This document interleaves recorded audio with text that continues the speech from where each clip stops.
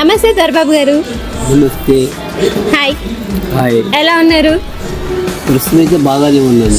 నా మధ్య హెల్త్ బాగాలేదు కదా, ఓకేనా? ఇప్పుడైతే బాగానే ఉన్నాను.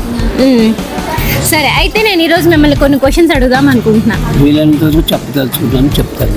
ఓకే, సరే. ఇప్పుడు మీ వయసు ఎంత? వయసు 90 సంవత్సరాలు. ఈ 90 సంవత్సరాల జీవిత కాలంలో ఆల్మోస్ట్ జీవితాన్ని మొత్తం చూసేశారు కదా. మనం బతికేది ఒక వయసు అప్పుడు, అరే పిల్లల కోసం బతకాలి, వీరికి మంచి భవిష్యత్తు ఇవ్వాలి, వీరే మన జీవితం అని చెప్పేసి అనుకుంటాం.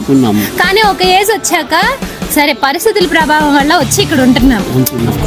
సో అంటే ఇప్పుడు మీరు ఏం నేర్చుకున్నారు? భావితరాలకి మీరు ఎలాంటి సలహాలు ఇవ్వాలనుకుంటున్నారు? మంచిగా బ్రతకడానికి మనం కోరుకుంటున్నాం. మంచిగా బతకాలని, అబద్ధం ఆడకుండా నిజం చెప్తూ కొద్ది రోజులైనా మంచిగా బతకండి. నేను అనేది ఓకే, అది కరెక్టే. ఇప్పుడు మనం రాత్రి మగళ్ళు కష్టపడి ఒక రూపాయి మనకి దాచుకోకుండా పిల్లల భవిష్యత్తుకే పెడుతున్నాం.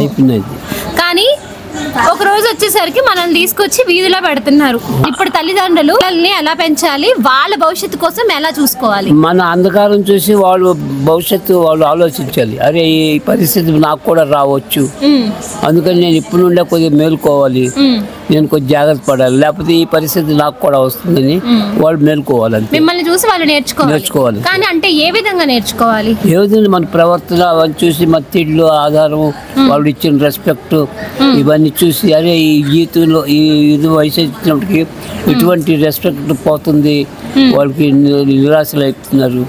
అందుచేత అది రాకుండా ఉండాలంటే మనం జాగ్రత్త పడాలంటే మెయిన్ ఇప్పుడు ఏంటంటే డబ్బు ఆధారం అయిపోయింది. అందుచేత డబ్బు మనం ఏమైనా సంపాదించుకున్నాం అనుకో, అది రేపు పొద్దున్న అది మనకు కాపాడుతుంది. పోనీ మన పిల్లలు భవిష్యత్తు చూడకపోయినా కనీసం ఆ పక్కన్న స్నేహితులు అయినా సరే ఆ డబ్బుని బట్టి అయినా మనల్ని ఆదరిస్తారు, చూస్తారని. అదే నా జీవితం ఇప్పుడు నడుస్తుంది, డబ్బు మీదే నడుస్తుంది.